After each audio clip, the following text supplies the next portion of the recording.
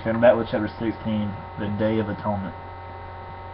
The Lord spoke to Moses after the death of the 2 sons of Aaron, when they drew near before the Lord and died. And the Lord said to Moses, "Tell Aaron and your brother not to come at any time to the holy place inside the veil for the mercy seat that is on the ark, so that they may not die.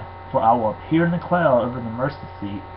But in this way Aaron shall come into the holy place with a bull from the herd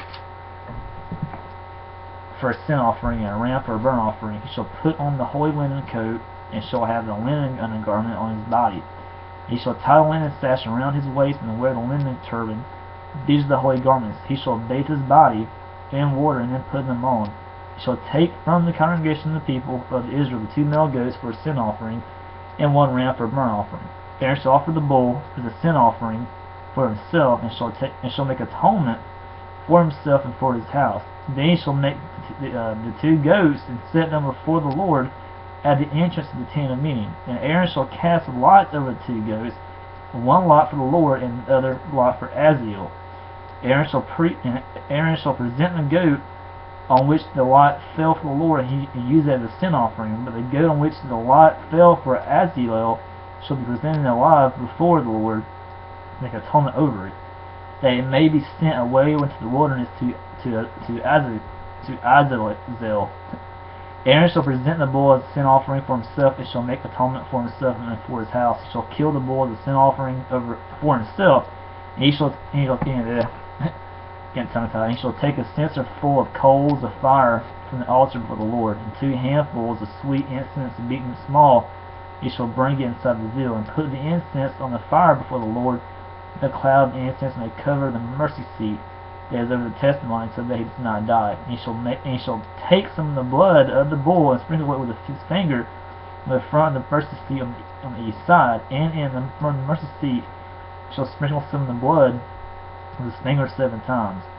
And he shall kill the goat of the sin offering that is for the people, and bring its blood inside the veil, and do with its blood so he did with the blood of the bull, sprinkling it over the mercy seat and in front of the mercy seat.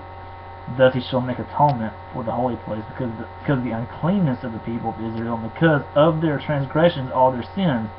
And so he shall do for the tent of meeting which dwells with them in the midst of the uncleanness. No one may be in the tent of meeting from the time he enters it to make atonement in the holy place, until he comes out and has made atonement for himself and for his house and for all the assembly of Israel. Then he shall go out to the altar that is before the Lord and make atonement for it, and shall take some of the blood of the bull and some of the blood of the goat, put it on the horns of the altar all around. He shall sprinkle some of the blood on it with his finger 7 times, and cleanse it and consecrate it from the uncleanness of the people of Israel. When he has made an end of atoning for the holy place and tent of meeting in the altar, he shall present the live goat, and Aaron shall lay both his hands on the head of the live goat and confess over all the iniquities or the sins of the people of Israel, and all the transgressions, all their sins. And he shall put them on the head of the goat, and send it away into the wilderness by the hand of a man who is in readiness. The goat shall bear all their iniquities or sins on itself to a remote area, and he shall let the goat go free in the wilderness. Then Aaron shall come to the tent of meeting, and shall take off the linen garments that he put on when he went to the holy place, and shall leave them there.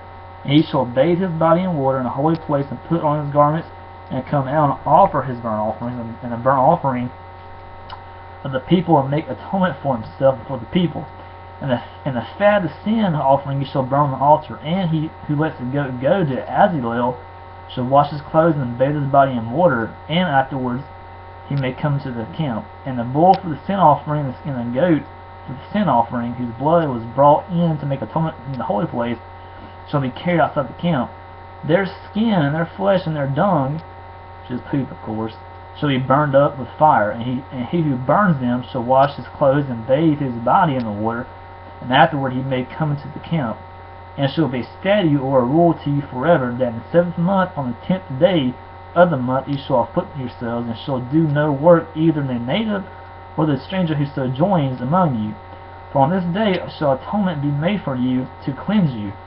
You shall be clean before the Lord from all your sins. It is a Sabbath of solemn rest to you, and you shall afflict yourselves. It is a statute forever, or a rule. Hence why, God says not to work on the Sabbath or on a Sunday. Of course, the Jews believe it's a Saturday because they don't believe Christ is God. But we Christians, we believe it's a Sunday because we believe that Christ is God. He rose from the tomb on a Sunday. So that's why we rest on Sunday for the seventh day. Let's see here. Let's look at that. And the priest who is anointed and consecrated as priest in his father's place shall make atonement wearing the holy linen garments. He shall make atonement for the holy sanctuary, and he shall make atonement for the tent of meeting and for the altar, and he shall make atonement for the priest and for all people of the assembly. And this shall be a statute or a rule forever for you, that atonement may be made for the people of Israel once in the year because of all their sins. And Moses did as the Lord commanded him. So, basically, like I was saying a while ago, I was going to say something about this. Yeah, well, I mean, something about the Sabbath. I mean, God is wanting Moses and them not to work on the Sabbath, or he would afflict them. So that's why we shouldn't work on Sundays, because Sundays, of course, is the Lord's day. Of course, every day is, but Sunday, Jesus rose from the tomb, and he says that we're not supposed to work on that day, because Sunday, well, like every day, we're supposed to worship God, of course, but Sundays, we should go to church and worship Him together, and that's why he says not to work on those days. But anyway, that's chapter 16. We'll be right back with chapter 17.